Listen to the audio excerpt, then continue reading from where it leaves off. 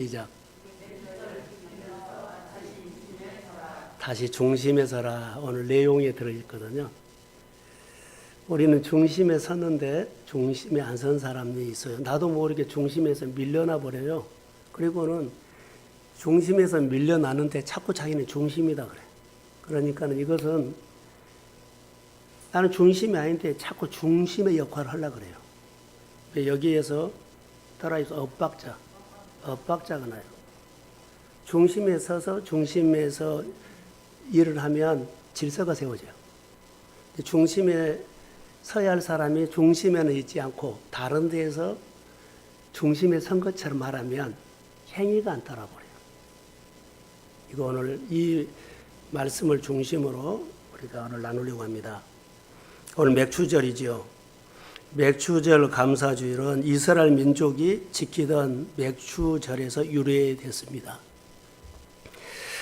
맥추절은 이스라엘 백성들이 광야에서 이스라엘 백성 신앙 공투에서 주어진 맥추절 지키라 그랬죠. 이것은 하나님의 명령입니다. 말씀은 대부분 고면으로 오지 않고 명령으로 나온다는 것. 교훈으로 오지 않습니다. 다 명령으로 옵니다.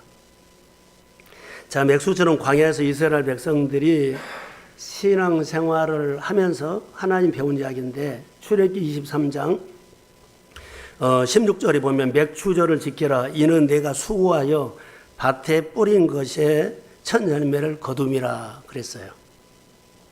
우리 권사님은 보릿고개 경험하셨죠? 보릿고개 경험 못하신 분들은 잘 보릿고개 이야기하려면 모를 거예요. 이스라엘 백성들의 광야일전 1세대 이야기가 2세대 하면 잘 몰라요. 신명기서나 신명기서를 보면 그 2세들에게 설교를 참 많이 하고 있어요. 오늘 우리가 1세대다면 2세대들에게 6.25 또 뭐요 보릿고개 등등 고생했던 이야기라면 지금은 딴 얘기 같는데 이것을 신앙을 그 시대에 살았던 신앙 유산과 신앙 정신을 물려줘야 한다는 거. 그래서 우리 교회가 다음 세대가 또 한국 교회가 다음 세대를 가르치는데 투자해야 되는데 김영철 집사님 나누는 것처럼 자녀들에게 가르친 것이 아니라 나가 가르쳐서 내가 하나님을 보여줘야만 된다는 거. 결론은 내가 다듬어져야 돼요. 내가 그 등불이 되지 못하면 자녀들이 못 따라와. 우리는 자녀들을 가르치려고 그러거든요. 근데 우리 성도들도 누구를 세우려고 하지 않고 임직자부터 저부터 함께 세워져야 합니다. 그래야만 따라와. 이걸 꼭 기억하셔야 돼요. 이스라엘 백성들이 가나안 땅에 들어가서 정착한 후에 이 명령을 지켰어요. 광야에서 농사를 안 지었잖아요. 가나안 땅에 들어가서 여러분의 생활의 터전에 가정이 세워지고 또 어떻게 사업을 하고 직장을 생활하면 거기에서부터 소득이 있는 것들을 이제 이렇게 절기 때 반드시 떼서 6개월 동안에 하나님께서 베풀으신 은혜를 기억하고 하나님께 감사하는 겁니다. 이런 절기 내용이에요. 그래서 이스라엘 백성들에게는 맥추 감사절이죠. 맥추절 정신을 이제 이어가야 되죠. 정신. 그래서 고린도서 3장 15절에 너는 감사하는 자가 되라. 그렇게도 말씀하였고, 자 따라해 보실까요? 재무장. 이게 신앙을 재무장해야 돼요. 우리는 신앙생활을 하다 보면 6개월 하면 흐려지거든요. 자세가 틀어져요. 그러니까 자세를 옷도 마음도 자세도 재무장해서 절기 때 하나님 앞에 나와서 무장한 거예요. 그리고 다시 시작하는 겁니다. 그러니까 그런 의미로 오늘 설교를 편안한 마음으로 오늘 들으시기를 주의 이름으로 소원합니다.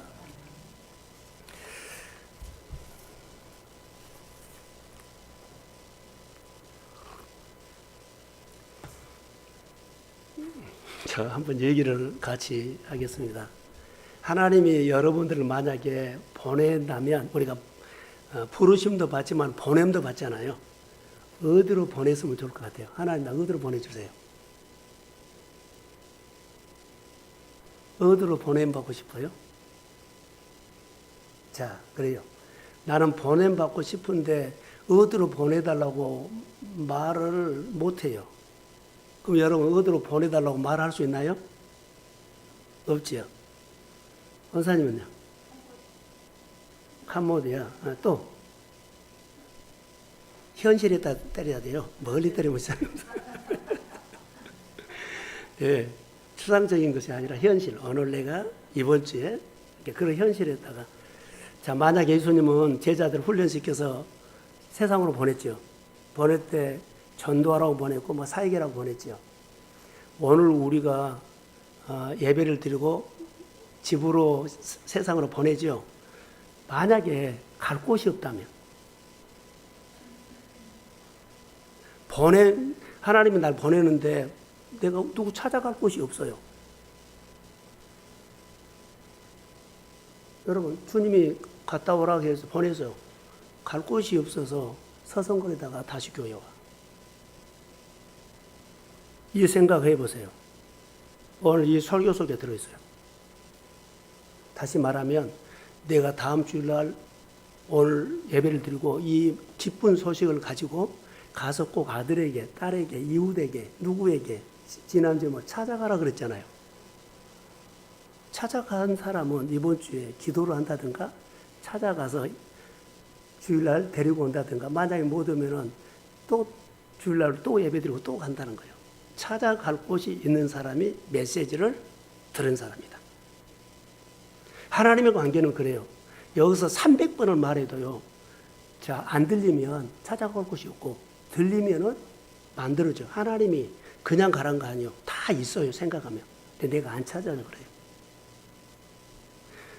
가족이 있든지 형제가 있든지 전도 대상이 아니고 입으로만 말하고 말로만 할 수 있어요. 근데 실제로 내 영이 탄식을 해야 돼요. 주님처럼. 이것이 영이 살아있는 거예요. 목마른 사슴이 시냇물을 찾게 갈급한 같이 바로 찾아가는 겁니다. 여러분, 신앙생활은 이렇게 하는 겁니다. 찾아갈 곳이 없다. 주일날이면 데리고 올 사람이 없다. 그럼 갈 곳이 없는 사람이에요.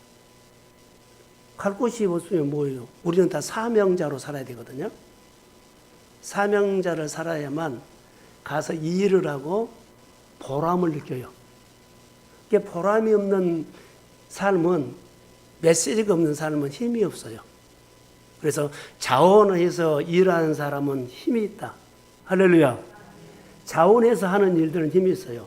자, 강구할 때 이거 보세요. 가실 때 교회 교패를 하나 가져가세요. 유은경 권찰이 집에 두 아이들 키우면서 생각을 하다가 교회 교패가 생각났대요. 그래서 여러 군데를 소개를 해서 내가 이것을 골랐어요. 이거 좋겠다. 오늘 가져왔네요. 다시 말하면 생각해가지고 이렇게 하나님을 위해서 하는 것들, 이런 것들은 할 일이 있는 사람이 만들어진 겁니다. 자, 제가 오늘 하고 싶은 것은 이 얘기가 아니에요. 절기 예배 때 이스라엘 백성들이 가장 첫 번째로 해야 할 것들이요, 우선순위입니다. 우선순위가 흐트러지면, 보세요. 우선순위가 흐트러지면 가장 먼저 내 생각에 나타난 것이 하나 있어요. 자, 저를 보세요. 같이 합시다. 따라해서 엇박자. 주님은 이 말을 하는데 나는 다른 생각을 갖고 있어. 엇박자요. 이게 우선순위가 바꿔져 버리면 그 사람의 모든 삶은요, 엇박자예요. 첫 단추가 잘못 끼면 두 번째, 세 번째도 계속 잘못 껴요. 절기 예배는 이스라엘 백성들이 신앙생활 하다가 자세가 흐트러질 경우가 있어요. 그래서 일주일을 걸어오고, 3일을 걸어오고, 짐승을 가지고 오기도 하죠. 그러는데 이렇게 사모하면서 때 그들이 와서 뭐요? 하나님, 엇박자 나서 못 살겠어요. 하나님의 뜻을 잘 모르겠어요. 하나님의 마음을 잘 모르겠어요. 그래서 엇박자 난 사람이 와서 박자를 맞춰갖고 한 거예요. 마음의 박자, 생각의 박자. 이것이 주일 예배고 절기 예배 속에 들어있는 하나님의 마음이에요. 여러분, 엇박자 나도 살만해요? 지금은 살만해요. 가면 갈수록 목말라요. 가면 갈수록 엇박자는요, 메말라져 버려요. 이것을 내가 모르냐고. 영적으로 살아있으면, 오늘 내가 목마르면, 내일 내가 목마르면, 모레 목마르면, 속에서 영이 탄식을 해요. 엇박자를 내가 모르면 영이 죽을 수 있어요. 잠잘 수 있어요. 절기 예배는 엇박자를, 이 사람을 내가 엇박자로 못 살겠습니다. 그래서 그들이 절기 예배 때 사모하는 마음으로. 그래서 하나님은 나를 도와주시는 하나님입니다. 유대인들처럼 하나님은 나를 위해서 있습니다. 하나님의 은혜는 나를 위해서 있습니다. 하나님은 나를 위해서 있습니다. 그래서 엇박자 나면 못 살겠다고 그분에게 가면 다시 내 영혼에 힘을 얻습니다. 그런 마음으로 온다는 거예요. 엇박자, 여러분 발이 맞춰야 돼요. 마음을 맞춰야 돼요. 엇박자로는 안 돼요. 될 것처럼 보이죠? 안 돼요. 첫 안추부터 믿음 생활할 때 엇박자 나면 안 돼요. 교회에서 뭐처럼 임직을 하려고 그래요. 예요. 다 너나 할 것들이 다 엇박자예요. 최대한 훈련해가지고 하나님과 마음을 맞춰서 기름을 보여줘야 되죠. 엇박자를 어떻게 줘요? 따라와야 돼요. 교육을 해야 돼요. 이것이 우리 성도들이 교회가 살아나는 길이에요. 나는 엇박자에도 그냥 살만해야 하면 안 됩니다. 우리의 영을 회복시켜야 합니다. 우선순위가 바꿔지면 엇박자가 난다. 그래서 성령이 초대교회에 임하면 다 우선순위가 바꿔진 것을 성령이 와서 우선순위를 다시 되돌려 놓은 것이 회복입니다. 성령이 와서 우리에게 하는 일들은요, 다 우선순위가 바꿔진 것을 다시 바꾸는 거예요. 전부 다 내 중심으로 가버렸어요. 그 다음에 성령이 와서 하나님 중심으로 다 바꾸는 거예요.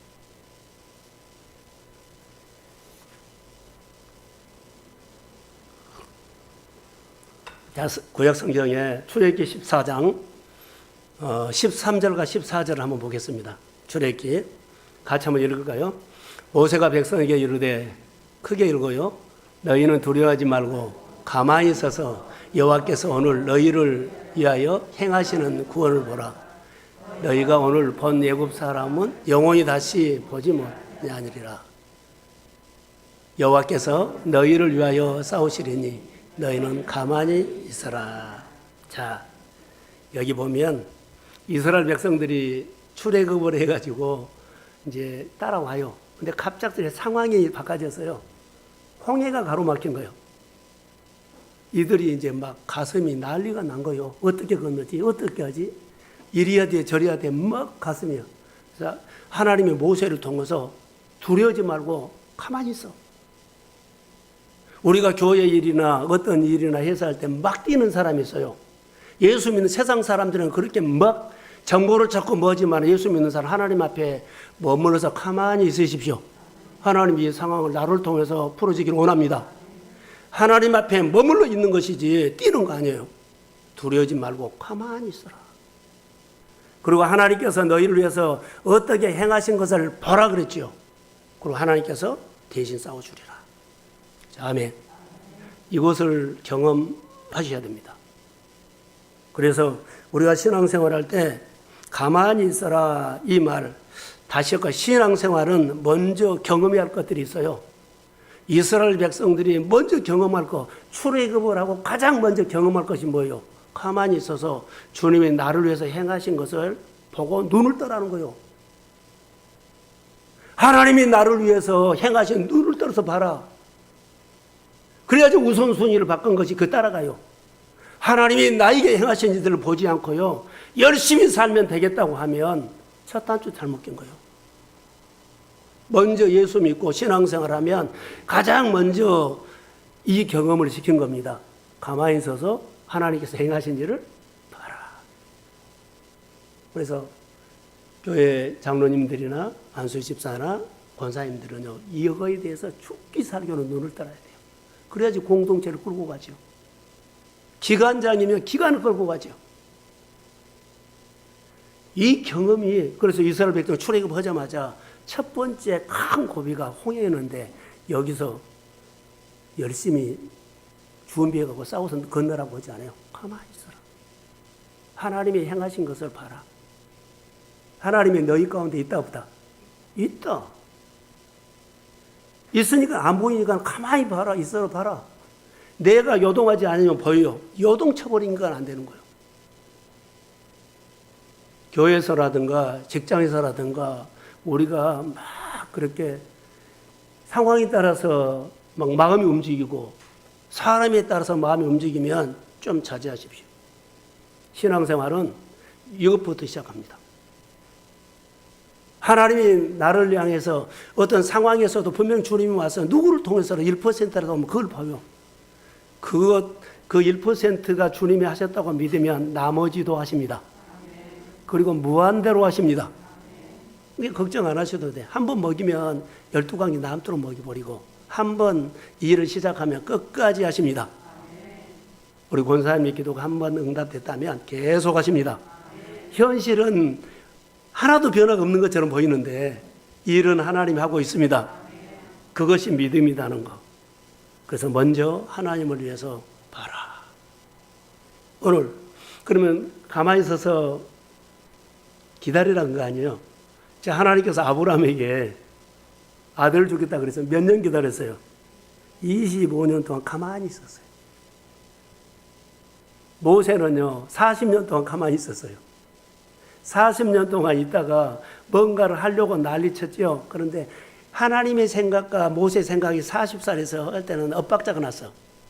40년 후에 다시 재차 중심으로 부를 때, 다시 중심으로 부를 때는요, 그때는 엇박자가 아니라 나는 아무것도 할 수 없습니다. 나는 아무것도 할 수 없습니다. 이것이 하나님과 맞춰지는 거예요. 그 전에는 엇박자가 났는데 아무것도 할 수 없습니다. 이랬을 때 하나님과 모세의 마음이 뭐요? 박자가 맞은 거예요. 사랑하는 성도 여러분, 여러 가지 회사나 내 사업이나 또 교회나 맡은 자리에서 엇박자는요, 내가 선수친 겁니다. 하나님보다 앞선 겁니다. 왜 자꾸 우리가 마음이 안 맞을까요? 하면 내가 앞선 겁니다. 내 생각이 들어온 겁니다. 그것만 내려놨다면 하나님이 나를 만져갑니다. 이것이 안 돼요. 너무 안 돼요. 자, 다윗은 왕으로 기름 부음을 받고요. 14년이라는 것을 가만히 있었어요. 원치도 않는 쫓겨다니고 좋은 일을 했는데 쫓겨다니고 하나님 앞에서 나서려면 수십 번 나섰을 거예요. 그런데 하나님을 딱 경험하니까 절대 하나님보다는 앞선 거예요. 어떤 상황에서도 죽을 지경에서 곧 쫓겨서 잡힐지언정 그는 절대 자기 안 나서요. 죽어도 나는 하나님 앞에 안 선다. 나 죽어도 이 일 내가 안 한다. 이것이 그 사람이 엇박자가 이제 하나님과 박자를 맞춘 겁니다. 사랑하는 성도 여러분, 박자를 맞춰야만 교회를 하나님이 쓰십니다. 박자를 맞춰야만 여러분이 쓰십니다. 나는 전도 올라가고 눈이 안 보이죠. 그런데 박자를 맞추면 눈에 보여요. 그리고 내가 그 사람을 데려온 것이 아니라 하나님이 대신하십니다. 할렐루야. 이 영적 비밀과 영적 사람이 성장해야 된다는 거. 우리는 생뚱이로 일하려고 해요. 그러니까는 중심에서 이미 벗어났는데 자기가 중심에 있는 줄 알아. 그러니까 엇박자가 난 거예요.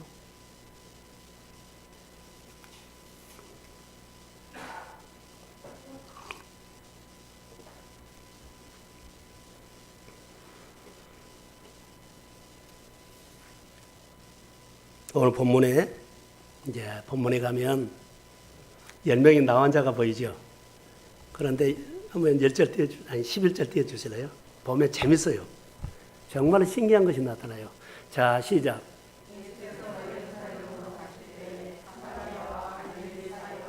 자, 사마리아 갈릴리 사이. 근데 이스라엘 백성들의 신앙 중심은 예루살렘이에요.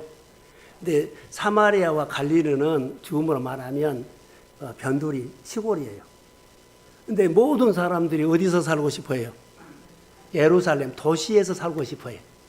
그런데 밀려났어. 어디로 갔어요? 시골로 갔다는 거예요.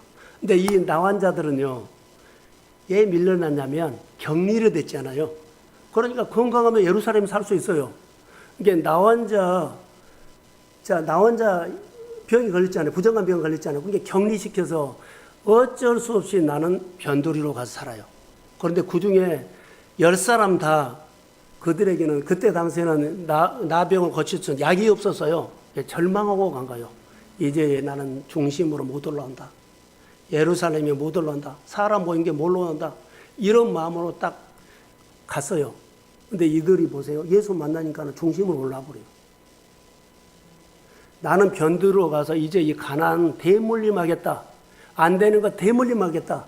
어떻게 그런 나도 한번 사장되고 회장하면 돼. 나도 그렇게 하고 싶죠. 그런데 지금 한평 아무것도 못해요. 내 밀려났어. 그래도 괜찮아요. 나는 아무것도 할 수 없다고 하면 예수님이 찾아옵니다. 크게 하면 예수님이 찾아와요. 예수님께서 예루살렘에서 갈릴리나 사마리까지 온 겁니다. 누구 만나러? 나 만나러 온 거예요.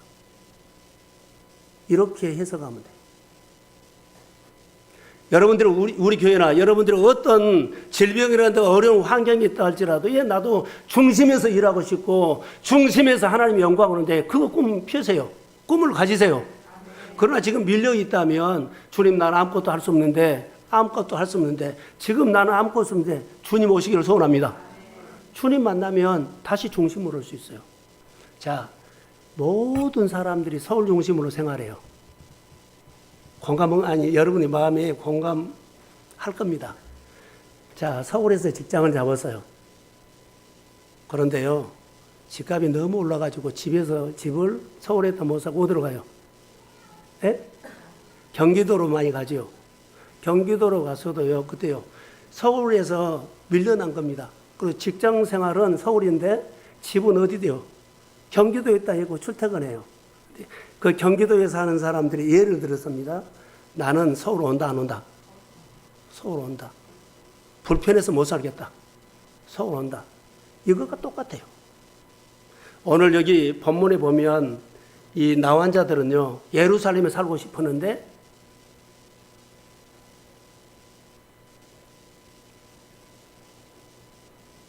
밀려난 겁니다. 이런 사람들이 한두 사람 있겠어요? 오늘 살아가는데 우리 이야기예요. 1등 하고 싶은데 준비가 안 돼서 한 4, 5등을 했어. 다시 준비하고 1등 하고 싶어. 똑같다고요. 자, 취업을 안 되거나 뭐 결혼이라든가 아이가 없다든가 이런 것들도 다 그 중에 하나라고 나는 봐요. 어떻게 하시겠어요? 오늘 그 이야기가 오늘 이 얘기입니다. 그 당시에 사람들은 모두 예루살렘에 올라가고 싶은 마음이 똑같았다는 거. 그런데 오늘 본문에 보세요. 예루살렘으로 가실 때에 사마리아와 갈릴리 사이로 지나가다 경계를 두지 않았다는 거예요. 사이로 갔어요.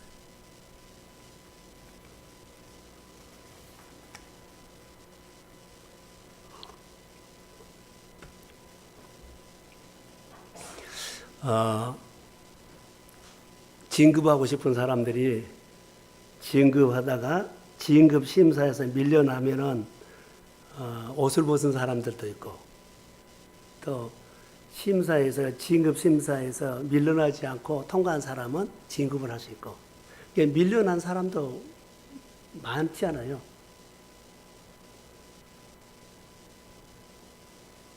이런 사람들 중에 한 사람이라고 나는 봐요. 우리에게 얼마든지 적용할 수 있다고 봅니다. 이스라엘 백성들의 신앙 공동체가 이렇게 밀려난 사람들이에요. 그래서 절기 예배 때 오면 다시 중심에 서라라고 해요. 영적으로 중심에 서십시오.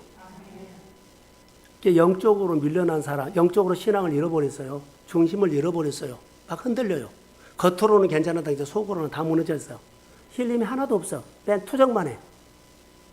하나님에 대한 일들이요. 재미가 없어. 이 일을 중요한 것이 아니라요. 영적으로 힘이 없어요. 기도도 안 되고 예배도 안 되고 전도도 안 되고 봉사도 안 되고 뭐 하려고 그러면 잘 안 돼. 그냥 하기는 하는데 속에는 정말로 무너져 버렸어. 절기 예배는 다시 중심에 서라. 할렐루야. 영적인 리더 자리로 와라.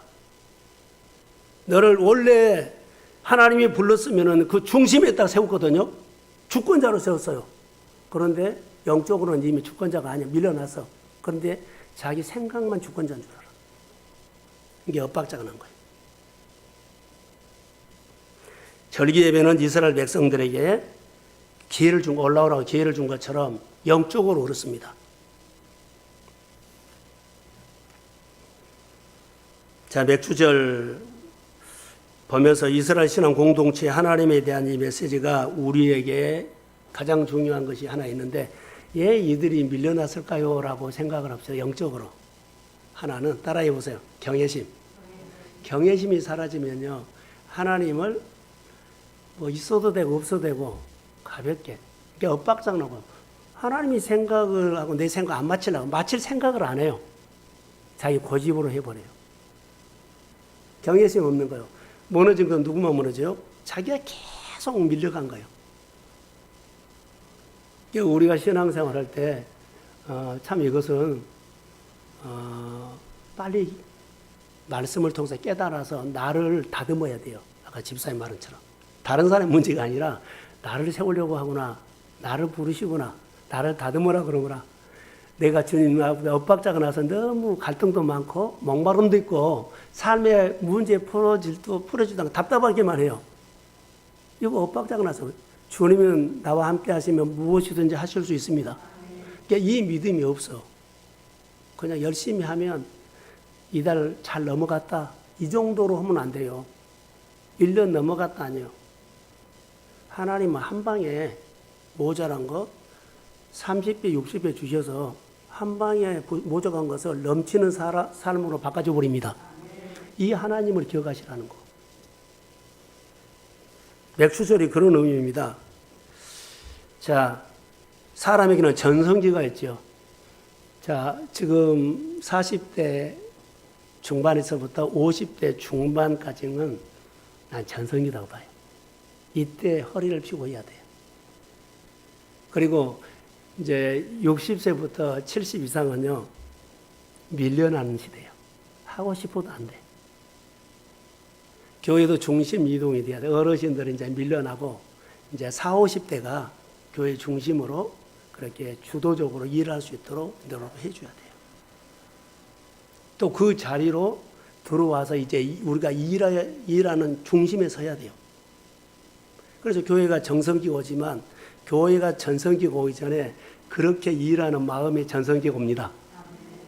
자, 크게 하면 나이가 들으면요 밀린 겁니다.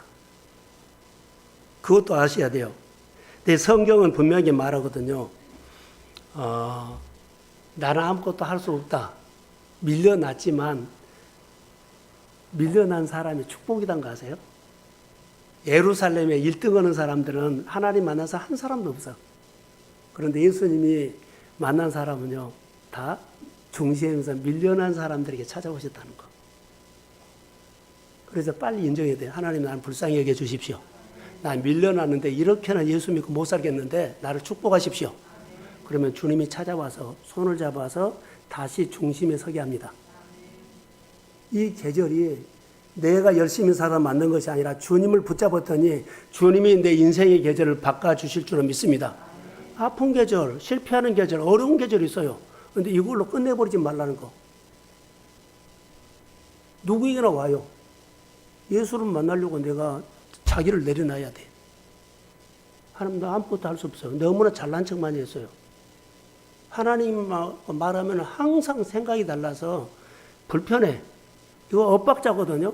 이것은 누가 고쳐? 하나님한테 고쳐라는 것이 아니에요. 내가 고쳐야 돼요.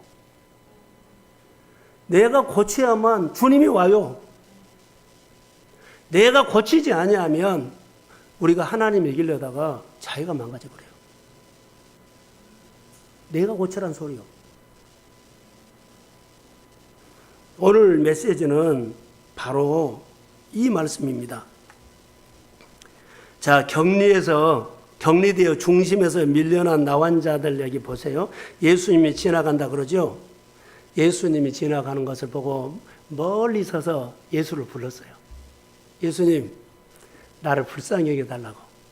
예수님이 그 소리를 들으셨다고 해서 부르니까는 고개를 돌려서, 몸을 돌려서 그들을 10사람을 본 겁니다.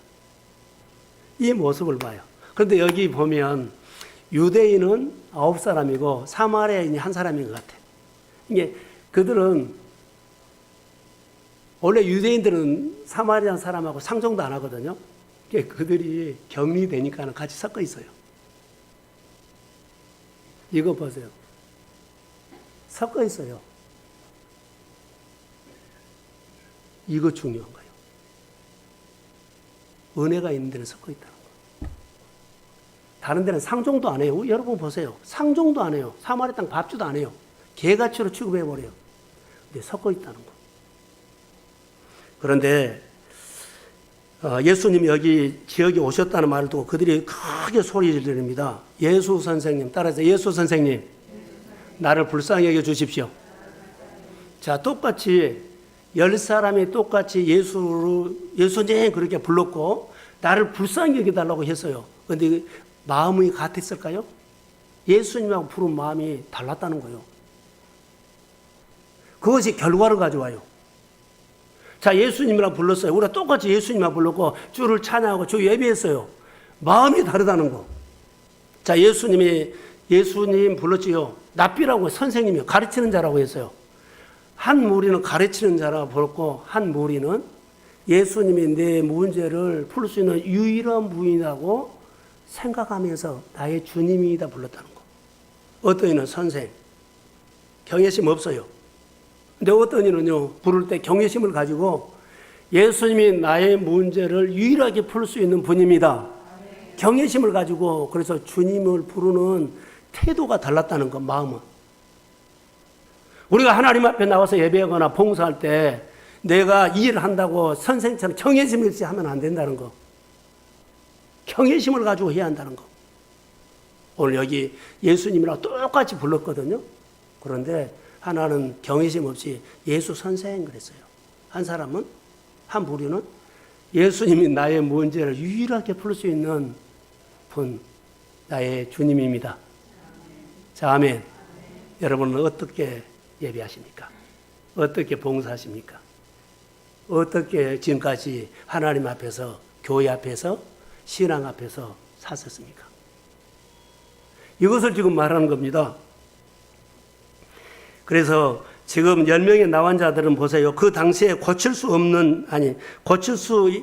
있는 약은 없었어요. 사회적으로 격리되겠죠. 정신적으로 사람들과 가까이 하면 안 돼요. 그래서 사람들이 오면, 저 보세요. 사람들이 오면 가까이 오기만, 나 부정한 사람입니다. 부정합니다.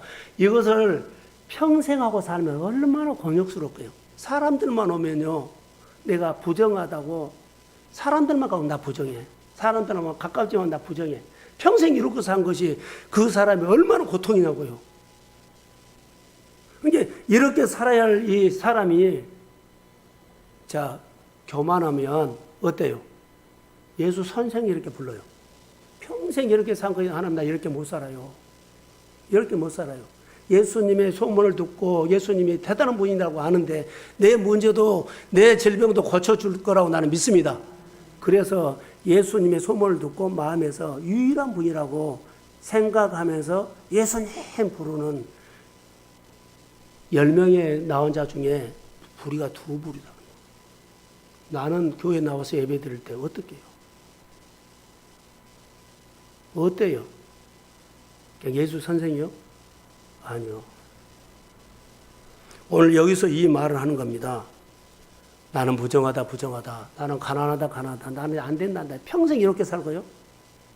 잘 되는 계절이나 전성기를 소망하십시오. 격리되어서 중심에서 밀려난 사람이 부정하다 한 거 곤욕스러운데 여기 와서도 내가 선생님, 예수 선생이라고 그렇게 부르면 안 된다는 거. 여기가 어떤 자리입니까? 교회가 어떤 곳입니까? 세상 사람과 같은 생각을 가지고 그런 사고로 삼으면 안 된다는 거. 특별히 세상 사람들 중에서 교회로 나를 부른 것은요, 나를 다르게 살라고 부른 거요. 그런데 세상 사람들 똑같이 그 생각을 갖고 교회 와서 하면 종교 행위가 한다는 거. 오늘 중심에서 격리되어 밀려난 이 환자가 주님을 부르는 모습은요, 납비여 선생이 아니었어요. 유일하신 나의 문제를 해결할 수 있는 분이라고 그렇게 경외심을 가지고 부른 겁니다. 근데 똑같이 선생님 불렀는데요, 표가 안 나. 따라해 보세요. 성품. 마음에서 다뤄진 거지 겉으로는 표 안 나요. 그런데 결과는 달라. 내 인생의 가장 중요한 문제를 유일하게 해결할 수 본 예수님이라는 겁니다. 나는 누굽니까? 누구라고 생각합니까? 선생입니까? 내 문제 유일하게 합니까? 나는 경외심이 있습니까? 없습니까? 이거라고요. 이것이 결정을 했어요. 유대인들은 보세요. 예루살렘에서 종교 지도자나 사회 지도자들은 예루살렘을 중심으로 다 그 중심에 있어요. 그 중심에 있는 사람들이 교만하면 하나님 못 만납니다. 그러나 격리돼서 중심에서 밀려나서 격리돼서 소에 있어도 어떻게 해요? 선생이라고 부르지 않고 유일한 나의 주님입니다. 나를 불쌍히 여겨 주십시오.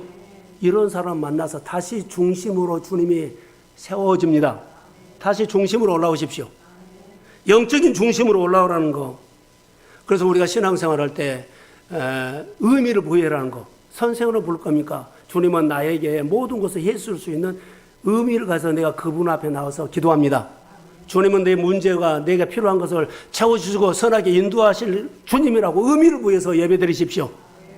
찬양하십시오. 교회에 나와서 순종하는 것이 그예요고 내게 주신 직분이 자라서 그 역할을 하는 것입니다. 의미를 부여서 하는 겁니다. 오늘 내가 시간이 있어서 멋있게 해서가 아니에요. 이것을 오늘 우리가 볼 수 있습니다. 여러분, 나병으로 격리되어 사는 사람은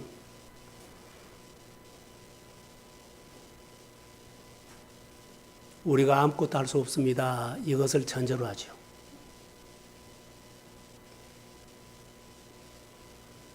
부정하다 이것 한번 해보셨어요? 권옥수라서 못해요. 권옥수라.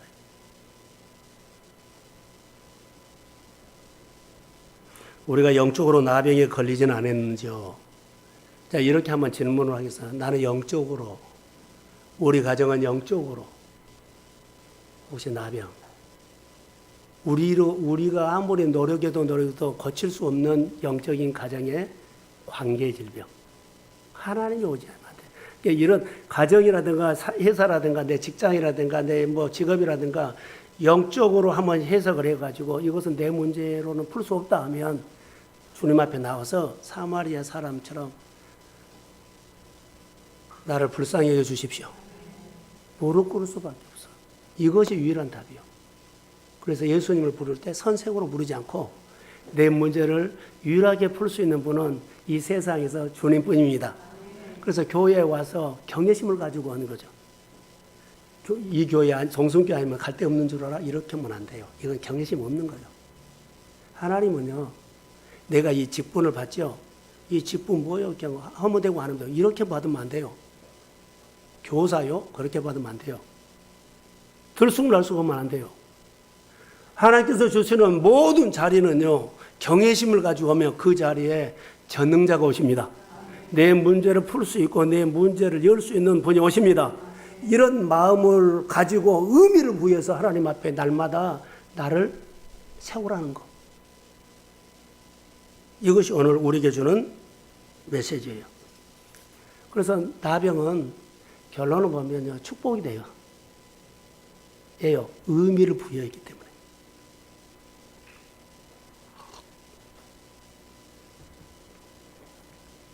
예수님의 여기 대답이 나를 불쌍히 여겨 주십시오 했죠. 그래서 예수님의 대답이 뭐라 그래서 딱 돌아보고 몸을 가다가 돌아보고 열사님 부르니까 한마디 합니다. 제사장에 가서 너희 몸을 보여라. 원래 나병은 제사장에게 보인 것은 구약성경에 보면 나병이 나섰을 때 제사장에 가서 너는 이제 건강한 사람들과 섞어서 살아도 된다고 딱 도장을 찍어주면 그 사람은 격리 안 되고 같이 섞어 살아요. 병이 나섰을 때 제사장에게 간 겁니다. 근데 이 사람들은 10명은요 병이 낫지 않고 그냥 갔지요. 가다가 나선 거예요. 저는 여기에서 여러 가지로 해석했지만 주님이 말씀하시면 이해가 되든지 이해가 되지 않든지 말도 안 돼요. 그러나 따라 하십시오. 순종하다가 살다 보면 그 문제가 해결됩니다. 이게 하나님의 말씀이 해석됐기 때문에 이해가 됐기 때문에 내가 오늘 내 환경과 맞기 때문에 한 거 아니에요. 모이십시오 가십시오 하면은요 그냥 하는 겁니다. 하나 물어봅시다. 김영실 집사님, 이쪽에 김은수 집사님, 또 장승윤 집사님, 이번에 임직 받을 분인데 최 집사, 또 여기 누구요? 김영수 집사. 한번 마음으로 대답해 보세요. 믿음은 이해가 돼서 가는 거요? 아니면 늘 가던 길을 가는 거, 모르는 길을 가는 거요? 예? 길이 낮은 데 가는 거요? 길이 없는 데 가는 거요? 예? 길이 없는 데 간 겁니다. 믿음은요, 길이 낮은 게 일로 가라고 하지 않아요. 길이 없는 데 가라는 겁니다. 믿음이란 것은요, 내가 해봤기 때문에 그렇게 한다는 것은 믿음 아니에요. 이해가 되지 않고, 한 번도 해보지도 않았는데, 하나님께서 말씀하시면 하는 것이 믿음입니다. 그래서 믿음이 자라야 돼요. 근데 우리는 안 해봤기 때문에 안 하려고 그래요. 못한다 그래요. 어렵다 그래요. 그럼 믿음이 하나도 안 자라요. 자, 몸무게도 한다. 역기를 들 때 도전을 하지요. 몸에 근육을 만들어서 나는 150kg 앞으로 들 거야. 근데 지금 100kg밖에 못 들어요. 근데 그 사람이 100kg 드는데 늘 90kg 들고 90kg 들면 그 사람 근육 생겨요, 안 생겨요? 믿음 안 생겨요. 내가 믿음은요, 힘이 버거운 것을 늘 100kg면 105, 107, 110, 120 이렇게 들어야만 믿음의 근육이 생길 줄로 믿습니다. 믿음은 할 줄 아는 건가요? 해보지 않았는데 부담스러워요. 근데 명령을 하셨기 때문에 아멘 한 겁니다. 왜 중국이도 안 모여요? 하는 겁니다. 10시라 그러면은 9시 50분까지 와야 합니다. 10시 반이다 그러면은 20분 전까지 와야 합니다. 이것이 믿음이다고. 아예 믿음의 훈련을 안 해버리려고 그러면은 어떻게 우리가 믿음의 훈련을 가르치냐는 거예요. 그러니까는 하나님의 말씀과 내 생각이 늘 엇박자가 난 거예요. 안 하고 싶은데 꼭 해라 그러네 그래. 그런데 안 하고 싶은 것이 아니라 해라 그러면 거기에 모인 겁니다.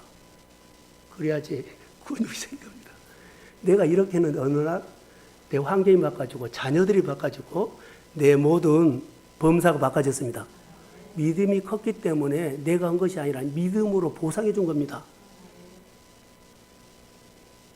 사랑하는 성도 여러분, 너무나 혼자 홀로서 힘들어요. 그러나 말씀을 지키고 말씀을 싸워야 하기 때문에 힘들지요. 그게 나는 지금 뭐하고 있어요? 믿음의 싸움을 하고 있는 거예요. 우리 성도들 한 사람 한 사람, 학생들도 똑같아요. 학생들 중학교 다니는 애들이요. 자, 금년은 좀 쉽게 해라 그래요. 초등학교 6학년까지 안 줘요. 고등학교 들이대요. 미리. 중학생인데 고등학교 것을 미리 갖다 들이댄다고요. 믿음을 줄 겁니다. 교회 생활을 하면서 너무나 우리가 교회 생활을, 신앙 생활을 모르고 해요. 내가 하면 하고 안 하면 안 하고 그거 아닙니다. 하나님의 복은 예비되어 있습니다. 오늘 본문에 보면 엄청나게 해요. 자, 보세요. 9명이 예수님이 가는 방향으로 안 갔어요. 제사장에 가서 보이라고 병이 났거든요. 그런데 여기 보시면, 자, 15절, 16절 한번 볼까요? 시간이 많이 갔네요. 자, 그 중에 한 사람이 자기가 낳은 것을 보고 큰 소리로 하나님께 영광을 돌렸다 그랬죠. 자, 한 사람이야. 이 사람이 사마리아 사람이요. 9 사람은 낳는데 다 가버렸어요. 자, 한 사람은 예수님께, 아니 9사람은 예수님이 가는 방향으로, 예수님이 원하는 방향으로 안 가지고 엇박자 같아요. 근데 한 사람은 예수님께 가는 방향으로 박자를 맞춰서 갔다는 거예요. 자, 여러분 보세요. 9명은 이렇게 해석을 할게요. 내 병만 나으면, 나 이 나병만 맞으면 내 인생은 피한다는 거예요. 다시요. 이 문제만 해결되면 나 인생 핀다. 이 사업만 잘하면 내 인생 핀다. 이렇게 생각하고 있어요. 그래가지고 어떻게요? 나는 뭐든지 할 수 있다고 했죠. 그래서 어떻게요? 무엇이든지 할 수 있다고 가버린 거예요. 병이 났으니까 나는 무엇이든지 할 수 있다고 그냥 가버린 겁니다. 한 사람은, 자, 예수님께 온 사람은 나는 이 문제가 풀어지면 모든 걸 할 수 있다고가 아니라 이 문제도 풀어져 감사합니다. 그러나 앞으로도 풀 수 없는 문제가 나는 수없이 많습니다. 그래서 나는 주님 앞에 온 겁니다. 이 문제도 풀었지만 나는 모든 문제가 나는 풀 수 없습니다. 나를 불쌍히 여겨 주십시오. 그래서 주님 앞에 온 겁니다. 자, 나는 이 문제만 풀면 모든 거 할 수 있다고 그냥 은혜 받고 축복 받고 뭐 치료 받고 삶의 변화 받고 그냥 내가 할 수 있는 거 찾아서 가버리면 이 문제가 9사람이라고. 9명의 사람이 이렇게 했어요. 한 사람은 예수님께 온 사람은 이 문제도 풀어졌지만 또 다른 문제가 난 못 풉니다. 나는 죄인입니다. 나는 원래부터 이렇게 약점이 있습니다. 그래서 나는 하나님을 의지합니다. 그래서 하나님 나를 불쌍히 여겨 주십시오. 그리고 무릎을 꿇고 와서 감사한 거예요. 어떤 사람 될래요?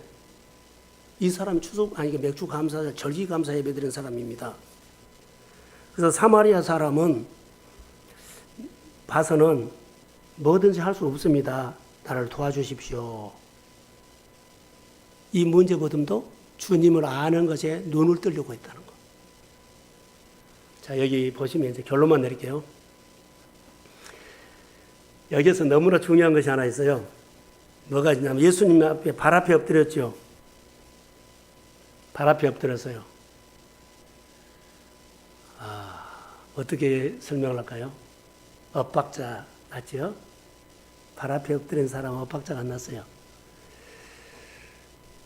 나는 이 문제도 못 풀지만 다른 문제, 이 문제도 이 문제가 해결되는 모든 것을 나는 할 수 있다고 한 거잖아요. 이 문제도 못 풀지만 해결되지만 다른 문제는 못 풀 문제가 더 많이 있기 때문에 주님 앞에 나왔습니다. 그래서 예수님께 나와서 감사했지요. 감사했는데 어떤 밤이야? 특별하게 왔다는 거. 따라해보세요. 9사람은 당연히 생각했다. 이 문제 풀었으면 앞으로 나 모든 거 풀 수 있어. 그래서 하나님의 은혜를 당연하게 생각해. 꼭 감사하네. 그런데 한 사람은 당연하게 생각하지 않고 특별하게 생각해요. 크게 소리 질렀어요. 근데 은혜를 당연하게 생각한 사람은요, 경외심 없다. 특별하게 생각해요. 항상 하나라도 특별하게 생각해서 나에게 이런 심부름을 시켜? 나에게 이런 직분을 줘?